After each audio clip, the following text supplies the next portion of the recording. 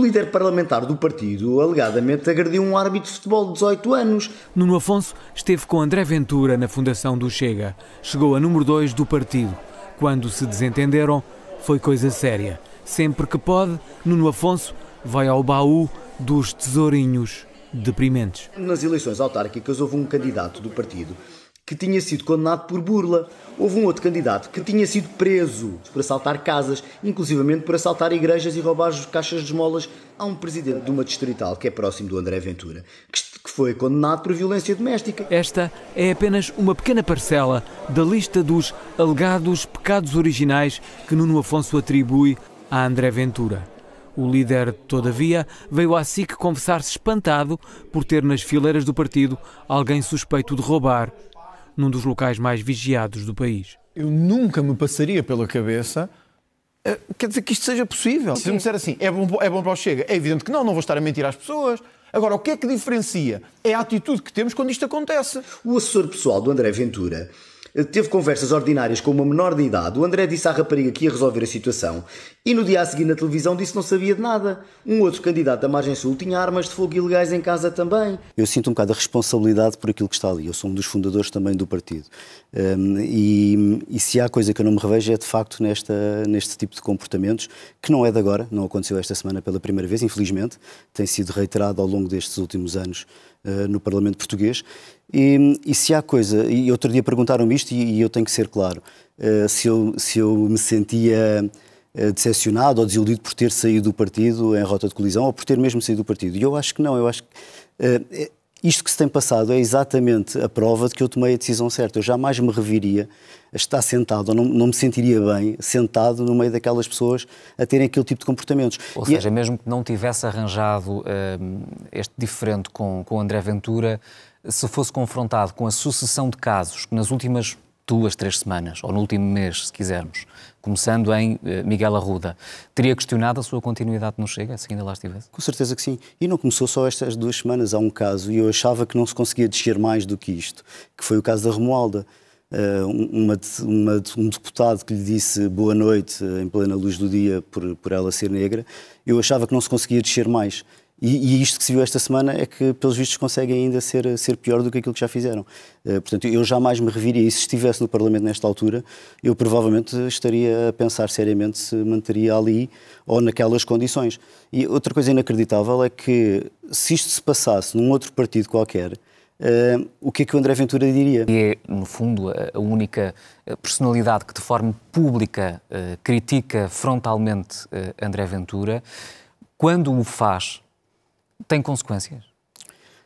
Tem consequências, nenhuma grave até agora, mas recebo ameaças, recebo muitas ofensas, as pessoas não percebem e acham que, alguns dizem que tu queres é o lugar dele, eu já não estou no partido, portanto não quero o lugar dele, nunca quis, nem agora queria, nem que quisesse era impossível, tu estás ressabiado, ainda hoje eu recebi uma notícia, mas isto já deve ter uns dias, uma deputada que disse que eu estaria ressabiado com o André Ventura, porque o André Ventura conseguiu construir um partido sozinho e eu não, quando um partido que defende que a história de Portugal deve ser contada como ela é e que não se deve alterar a história, não saber a história do próprio partido é estranho. E, sobretudo, defenderem que uma pessoa sozinha criou um partido, porque isto não aconteceu. Houve dezenas de pessoas a trabalharem e a darem muito de si para que o partido fosse uma realidade. Está e inacreditavelmente... De que deputada em concreto? A deputada Rita Matias, esta notícia que eu vi foi especificamente dela. Mas houve muitas pessoas que deram muito de si e até com problemas pessoais que depois tiveram e familiares, com consequências para tudo isso, e que neste momento, inacreditavelmente, ou pense-se porquê, já não estão no partido sequer. Portanto, todas aquelas pessoas que começaram o partido, a grande maioria delas, acabou por se afastar ou ser afastada. E com tantos casos a acontecerem de forma sucessiva, no que é que acredita que André Ventura, porque era muito próximo dele, no que é que André Ventura estará a pensar neste momento? Olha, eu creio que o André Ventura é um homem inteligente e ele já deve ter percebido que, mantendo o partido da forma como ele está, ele não vai conseguir subir mais. Aliás, ele vai tendencialmente até descer um bocadinho as intenções de voto. E ele sabe que tem mesmo que fazer uma limpeza ao partido. Ele disse isso há pouco tempo numa entrevista. Agora, se é possível fazê-lo é que eu não sei, porque já chegou um ponto em que qualquer pessoa que queira, que tenha aspirações políticas, sim, mas por bem, e que queira fazer algo de diferente e queira trazer as suas opiniões e as suas ideias ao espectro político, naquele partido sabe que dificilmente o fará. Primeiro porque é um partido onde não há permitido contraditório, portanto qualquer pessoa que tenha uma ideia diferente do Presidente acaba por ser aniquilada internamente. Qualquer pessoa que tente dizer que o Presidente está errado e que não devia ter feito isto, tem logo um conjunto de pessoas, as pessoas que envolvem aquela bolha à volta do André Ventura, que rapidamente lhe chamam rato, abutre, tudo e mais alguma coisa, como isso aconteceu a mim. Sim, aconteceu. E aconteceu, o próprio Presidente do partido, numa altura em que se demitiu, disse que ia afastar os ratos do partido, nem que fosse a última coisa que ia fazer. E na altura não era nada comigo, era com presidentes distritais. Mas a verdade é que um presidente de um partido não pode ter este tipo de discurso para com os próprios militantes, sobretudo quando todos os meses lhe pedia dinheiro aos militantes para fazer outdoors e para fazer a campanha que necessitava. Refere que publicou e escreveu um livro este mês onde relata algumas conversas privadas com prova que recolheu ao longo do tempo sobre André Ventura, sobre aquilo que se passa também dentro do Chega, e refere também que Ventura precisa de dividir o próprio partido. Quer explicar porquê? Sim, eu explico isso. O André falou que eu falo de conversas privadas, são coisas tudo de política, eu não falo nada pessoal. Acho que não tem que ser trazido para público as questões pessoais. Agora, sobre a questão de dividir o partido, sim, é importante, e eu dou vários exemplos. Uma das formas de conseguir liderar, se bem que liderar não é a palavra certa, porque eu não acredito que isto seja uma forma de liderar, mas dividir por exemplo, eu tenho um gabinete com 2 deputados ou com 2 assessores. Eu vou tentar colocar lá, isto é a estratégia, vou tentar colocar lá 2 pessoas que não gostem uma da outra. Porquê? Porque assim nunca falarão mal de mim. Não sei se é fácil perceber isto. Se um for fazer um comentário malicioso em relação ao Presidente ou a qualquer tipo de política ou de ideia que se esteja a tentar levar a público, o outro tem sempre medo que o outro com quem não se dá possa ir dizer alguma coisa à liderança do partido. Então haverá sempre esse receio mútuo. Isso é um clima de toxicidade que existe dentro do Chega? E existe muito, porque qualquer pessoa que tente, imagino, uma proposta qualquer, e houve várias propostas e é normal num partido que começa a crescer, há propostas que não caem bem dentro de todo o eleitorado. Eu lembro-me, por exemplo, na altura do Covid, quando o André Ventura votou, se não me engano, favoravelmente a primeira medida, houve muita gente dentro do partido que ficou insatisfeita. E acho que tenho a ideia que a primeira demissão dele até vem na sequência disso. Mas se há essa cultura tóxica dentro do Chega, porquê é que ninguém se demite? Bem, há muita gente a admitir-se. Se formos então aos autarcas, dos 397 que foram eleitos, eu creio que eles... Por exemplo, no grupo parlamentar, que é o núcleo mais próximo de André Ventura. O grupo parlamentar são deputados, são pessoas que recebem 3.800 e qualquer coisa euros, têm muitas regalias também por estar ali e se calhar muitos deles não as teriam e não teriam a vida que têm agora se não estivessem ali. E eu tenho ideia... São uma espécie de subsídio dependentes do salário que de certa recebem? Forma, não todos. Muitos daqueles deputados precisavam mesmo daquele emprego. E isso é uma forma do André Ventura ter também aquelas pessoas todas na mão a fazerem aquilo que ele não quer fazer, porque nós nunca vimos o André... Já ouvimos a fazer muitas coisas menos bonitas e menos educadas, se calhar até, mas nunca ouvimos a ter aqueles comportamentos mais agressivos que temos visto agora. E ele precisa que estas pessoas façam esse papel por ele.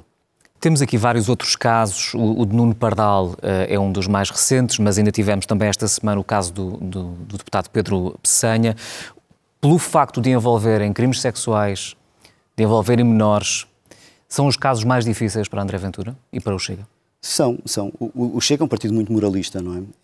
E nos partidos moralistas, qualquer nódoa que caia é logo apontada, não é? Como aliás deve ser. O eleitorado do Chega, e eu digo isto no meu livro, funciona quase como uma seita. São muito crentes no André Ventura. As pessoas... O Donald Trump teve uma expressão que o André Ventura uma vez me repetiu, que era: se eu matasse uma pessoa na Quinta Avenida não perdia um único voto. E o André Ventura uma vez disse uma coisa parecida com essa.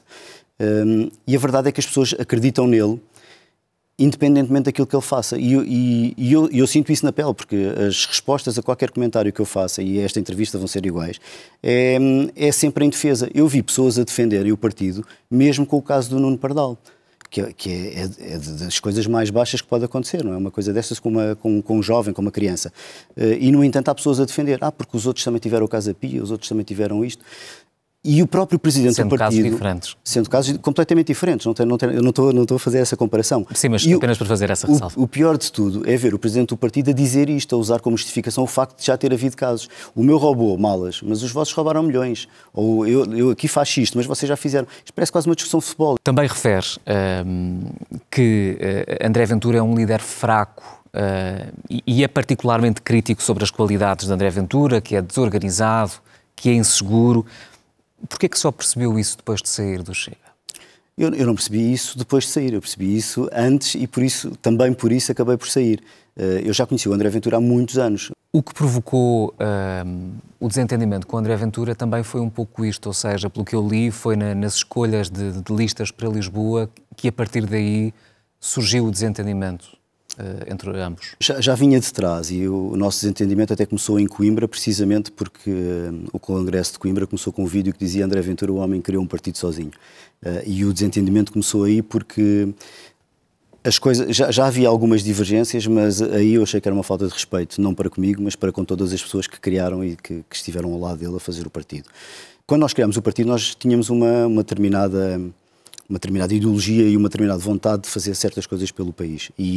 Coloca-o na extrema-direita? Não, de maneira nenhuma. O partido, as pessoas que entraram no partido eram pessoas vindas do CDS, do PSD, a maior parte.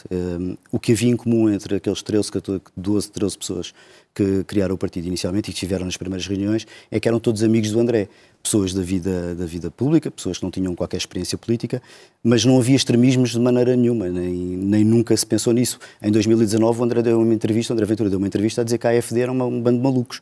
E agora foi ao aniversário deles e defende-os e tudo isso. Mas nunca pensou, por exemplo, desafiar André Ventura?